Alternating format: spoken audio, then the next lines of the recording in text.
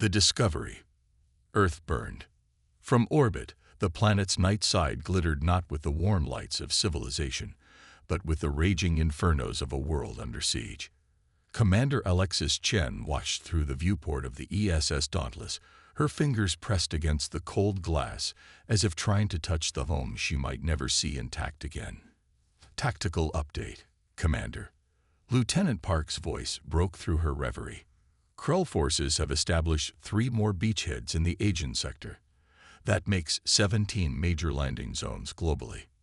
Chen turned away from the viewport, her face a mask of determination that hid the desperation she felt. And the casualty reports. Still coming in, but conservative estimates put civilian losses at 12 million. Military losses at 30% of engaged forces. The bridge fell silent. The Krell invasion had begun only 9 days ago. At this rate, humanity had perhaps 3 weeks before total subjugation. Ma'am, Communications Officer Rodriguez interrupted. Priority transmission from Luna Base. It's Dr. Marov. She's requesting to speak with you personally. Chen frowned. Elena Marov was brilliant, one of Earth's foremost synorchaeologists, but she had been reassigned to a classified project on Luna after the initial Krell attacks. What could be important enough to warrant a direct call to the commander of humanity's final orbital defense fleet? Put her through to my ready room. The face that appeared on the screen looked like it hadn't slept in days. Elena's normally immaculate appearance was disheveled, her eyes sunken but burning with an intensity Chen had never seen before. Commander, I found something. Something that could change everything. Doctor, we're in the middle of coordinating the defense off. The progenitors left us a weapon, Elena interrupted, her voice low and urgent. A weapon designed to fight exactly the type of threat we're facing. Chen stared at the scientist, momentarily speechless. The progenitors, an ancient civilization that had mysteriously vanished from the galaxy millions of years ago, were mostly the stuff of academic debate, despite the occasional artifacts found throughout human space. Explain, Chen finally managed. 3 months ago, my team uncovered a sealed facility beneath the Mare Crisium. We thought it was another abandoned outpost, but it's not. It's a blueprint archive and manufacturing facility. Commander, they left us instructions to build something they called a Tropper, a neural-linked combat platform, unlike anything we've ever conceived. Elena's hands moved frantically across her console, sending files to Chen's system. Schematics and design documents written in the angular script of the progenitors filled Chen's screen, translated into modern English by Elena's team. I don't have time for archaeological curiosities, Doctor, Chen said, though her eyes never left the slowly rotating 3D model on her screen. This isn't about archaeology anymore, Elena insisted. The progenitors faced an enemy they called the World Eaters, a species that bears remarkable similarities to the Krell. Same biological structure, same hive mind cognitive architecture, similar technology. They built the Tropper specifically to counter them. Chen's interest was piqued despite her skepticism. If this weapon was so effective, why did the progenitors disappear? That's just it. I don't think they disappeared. I think they won and then left the galaxy, but they knew the World Eaters might return, so they left us the means to defend ourselves. Chen studied the schematics more closely. The Tropper appeared to be a humanoid combat mech, but with a complexity and integration of systems far beyond current human technology. Quantum processors, graviton manipulation arrays, weapons that seemed to bend the very fabric of space-time. It seemed more science fiction than science. Even if this is real, Doctor, how are we supposed to build something this advanced? Elena's face broke into an exhausted but triumphant smile. That's the miracle, Commander. The facility isn't just an archive. It's a fully automated manufacturing center. The progenitors left everything we need. We just have to understand it and supply the raw materials. My team has been working around the clock, and we've already completed the core systems. We can have a prototype ready in 72 hours. 3 days, Chen whispered, calculating the war timetable in her head. The Krell would have pushed through most of humanity's primary defense lines by then. It would be close, possibly too close. But what choice did they have? General Williams looked like he'd aged a decade in the 9 days since the invasion began. The highest-ranking officer still alive in Earth's combined defense forces, he now sat across from Chen and Alina in the hastily established war room beneath Luna Base. You want to divert critical resources to build an alien superweapon we know nothing about, he summarized flatly. Resources we desperately need for the orbital defense grid. With respect, General, Alina countered. The defense grid is buying us time, not victory. The Krell outnumber our ships 40-1. We need a force multiplier. And this, Tropper, is it? Williams gestured at the holographic projection between them. It's designed to exploit the Krell's fundamental weaknesses, Alina explained. Their hive mind makes them formidable, but creates vulnerabilities. The Tropper's quantum disruption field can sever their collective consciousness, isolating their forces. One unit could neutralize an entire landing zone. Williams looked to Chen. And you support this? Chen met his gaze steadily. I've committed 2 of my transport ships to ferry the necessary materials to Dr. Merov's facility.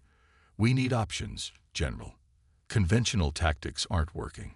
The general's weathered face showed conflict, then resignation.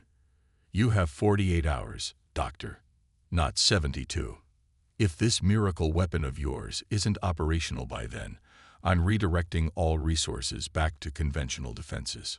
Alina nodded solemnly. We'll be ready.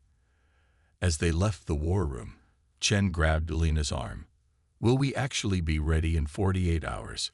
Alina's confident facade cracked slightly. We have to be. There's just one problem we haven't solved yet: power. The Tropper requires an energy source we haven't been able to replicate. The progenitors use something called null-point energy, but our understanding of it is theoretical at best.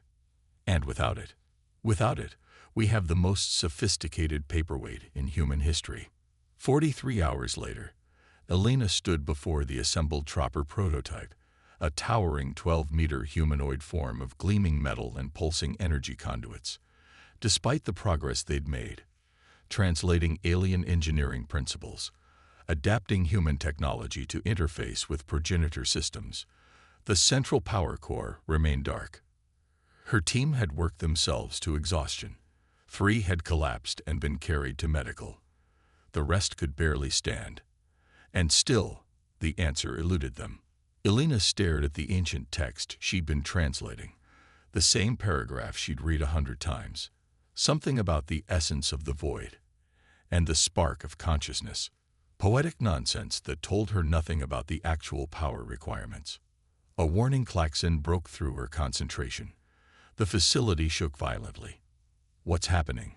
She shouted into her comm. Krell bombardment, came the strained reply from the security station. They've broken through the lunar defense perimeter. We have maybe 20 minutes before they breach the facility.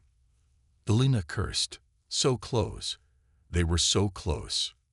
She looked up at the dormant Tropper, its empty pilot compartment open like a waiting maw. The neural interface helmet gleamed in the emergency lighting. And suddenly, she understood. The spark of consciousness, she whispered. It's not poetry. It's literal. Alina called to her remaining team members. Help me into the control seat. I need to try something. What? Alina, the power system isn't. The power source isn't mechanical, she interrupted. It's biological. The progenitors designed it to be powered by thought, by consciousness itself. That's why we couldn't get it to work with external power sources. Her team looked skeptical, but they helped her climb into the Tropper's control chamber. Alina settled into the neural interface chair, placing the helmet over her head. The connection points felt cool against her skin. If I'm right, the moment I fully connect, the null-point energy manifold will use my brainwaves as a template to generate power. And if you're wrong, her assistant asked. Alina gave a grim smile. Then we'll all be dead in 20 minutes anyway.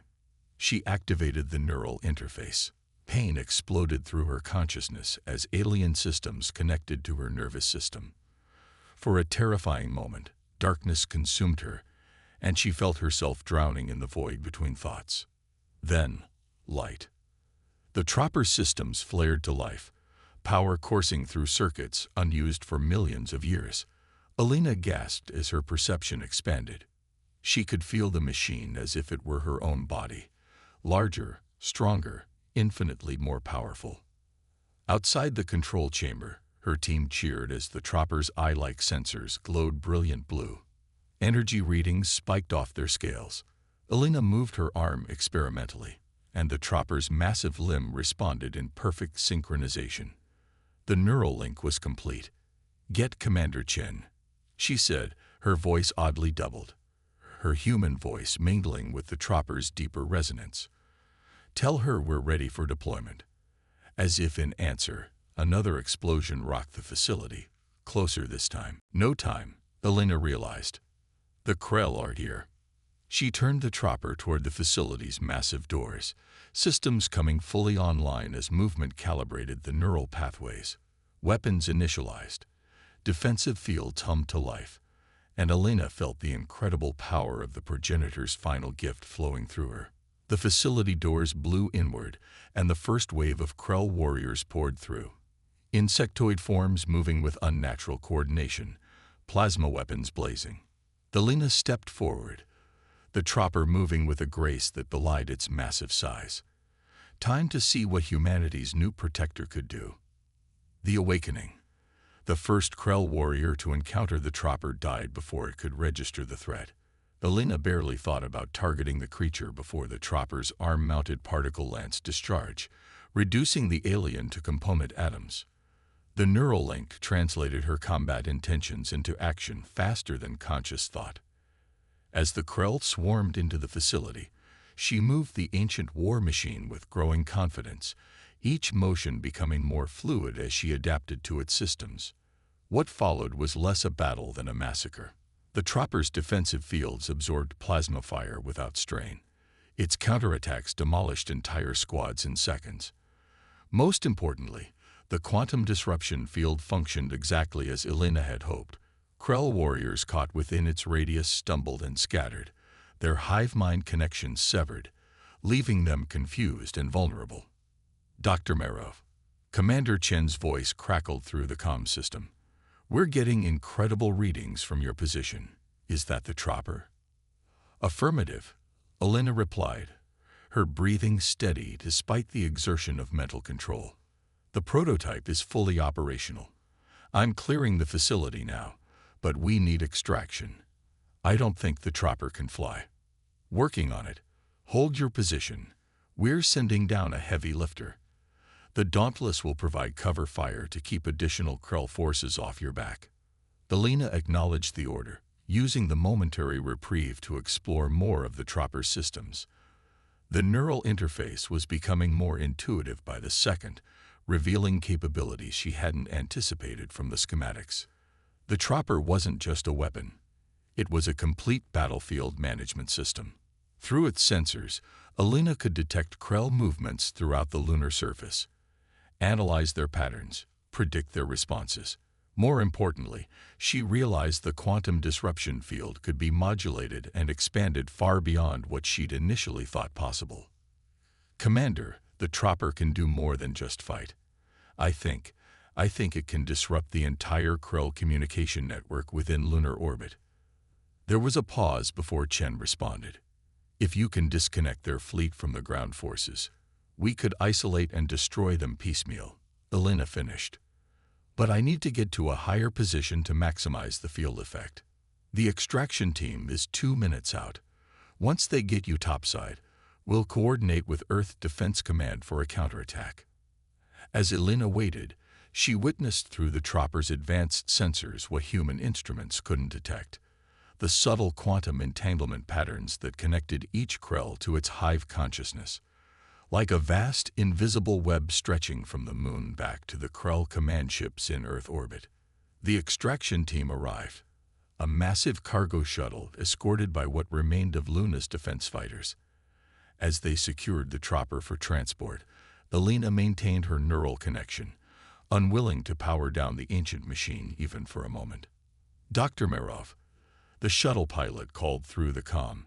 Our engineers are requesting you disconnect from the system during transport. Standard safety protocols. Negative, Elena replied firmly. The power system is directly linked to my neural patterns. If I disconnect, we risk losing operational status entirely. A new voice cut in. General Williams. Let her maintain connection. We can't afford to lose this advantage now.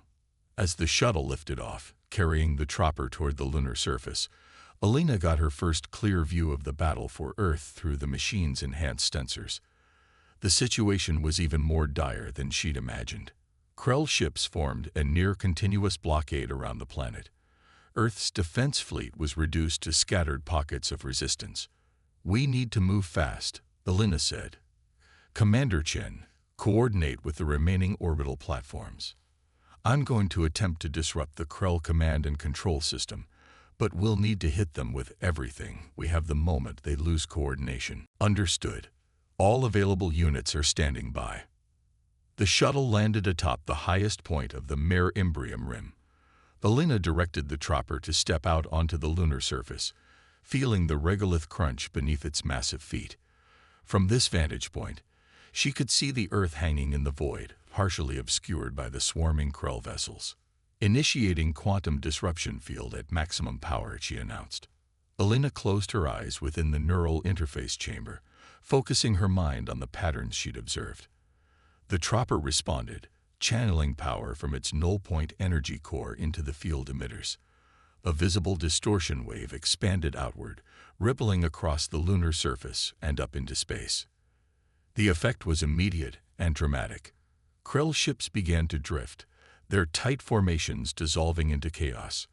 Ground forces across the lunar surface froze or moved erratically, their coordinated attacks collapsing into disorganized skirmishes. It's working. Chen's voice held genuine hope for the first time since the invasion began. All units, this is your window. Attack pattern Omega.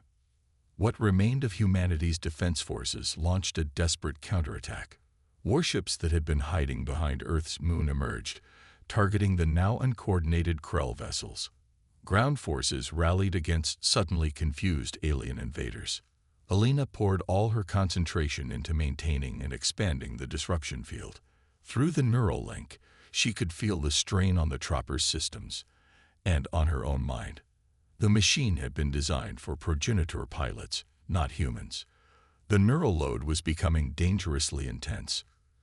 Commander, she managed through gritted teeth, I don't know how long I can maintain this. The system was calibrated for progenitor neurology. Hold on, Doctor. We're making progress. Their fleet coordination is completely shattered. Elena felt a trickle of blood from her nose as the neural feedback intensified. Warning signals flashed across her consciousness. The chopper's systems were overheating from the extended field projection. Then disaster. A group of Krell ships, operating on some form of backup coordination, broke through the human counterattack and targeted the lunar position. Heavy bombardment rained down around the chopper's position. We can't lose you, Chen shouted over the comm. The chopper is our only advantage.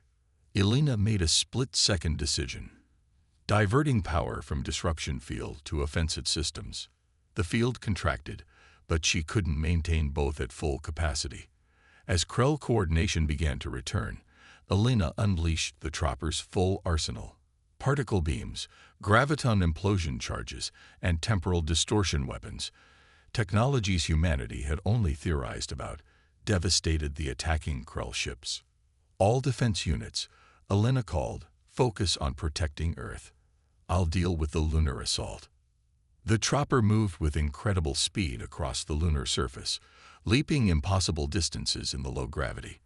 Elena fell into a rhythm of destruction, systematically eliminating Krell ground forces while dodging orbital bombardment. But she was only one machine against an armée.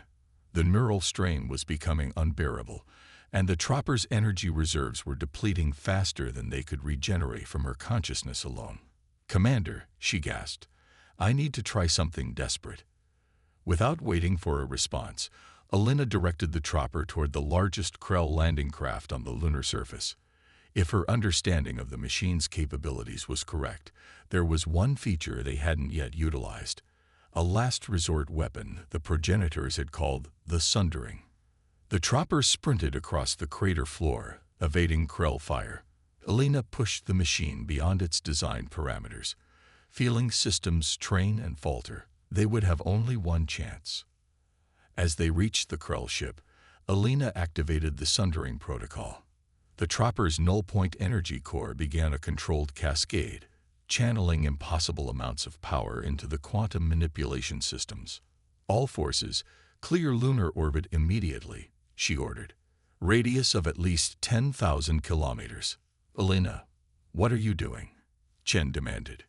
Creating a temporary quantum singularity. It should collapse the Krell ship's mass into, well, something very small and very dense. The gravitational effect's cold. I've calculated the risks, Alina interrupted. The chopper systems will contain the worst of it, but I need everyone clear. As human ships retreated, Alina positioned the chopper directly against the Krell vessel's hull. The ancient machine began to glow with energy no human technology could produce, the null-point core reaching critical resonance. Alina felt the machine's systems merging even more deeply with her consciousness as the weapon charged. For a moment, she experienced what the progenitors must have intended: perfect unity between pilot and machine, between mind and matter, between thought and action. Singularity initiated, she whispered.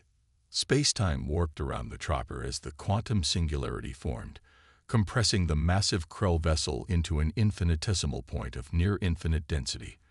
The gravity wave rippled outward, but the chopper's containment systems channeled and redirected the energy. For one terrible moment, Alina thought she had miscalculated. The singularity grew unstable, threatening to consume the chopper itself. She poured every ounce of her consciousness into controlling the collapse, using the neural link in ways she hadn't known were possible. Then success. The singularity collapsed, taking the Krell command ship with it and leaving only a fading gravitational echo. The chopper stood alone on the crater rim, systems critically damaged but functioning. Alina slumped within the control chamber, exhausted beyond measure but alive. The neural feedback had nearly overloaded her brain, but the progenitor safety systems had protected her from permanent damage. Dr. Marov. Chen's voice seemed to come from very far away. Alina, do you copy? I'm here, she managed. Did it work? It did more than work. When their command ship vanished, it seems to have triggered some kind of reset in their hive mind. The entire Krell fleet is in disarray. We're pushing them back on all fronts. Alina smiled weakly. The chopper needs repairs. And so do I. But we can build more now that we understand the technology. You've given us something we didn't have before, Doctor. General Williams joined the channel. You've given us hope. As the extraction team approached to recover the damaged chopper, Alina gazed up at Earth through the machine's sensors. For the first time since the invasion began, the tide had turned. Humanity would survive, and they would never be defenseless again. 3 months later, Alina stood in the newly established Chopper Command Center beneath the Rocky Mountains. Around her, dozens of neural interface chambers housed the first generation of human pilots, training to bond with the 5 new Chopper units nearing completion. The Krell had retreated beyond the solar system, but intelligence suggested they were regrouping. They would return, perhaps with new adaptations to counter the quantum disruption field. But humanity would be ready. Commander Chen, recently promoted to Admiral, joined her at the observation window. The Security Council has approved your proposal. Project Awakening is officially sanctioned. Alina nodded, watching the pilots train. We've only scratched the surface of what the progenitors left us. There are other facilities out there. I'm certain of it. Other technologies waiting to be rediscovered. You're suggesting we go looking for them. Chen raised an eyebrow. I'm suggesting we've been invited to join something larger than ourselves, Alina replied. The progenitors didn't just leave us weapons. They left us a legacy, a place in the galactic community they once led. Elena turned to look at the original Tropper, now fully repaired and upgraded with the insights they'd gained. Its azure sensor array seemed to watch her with something like awareness.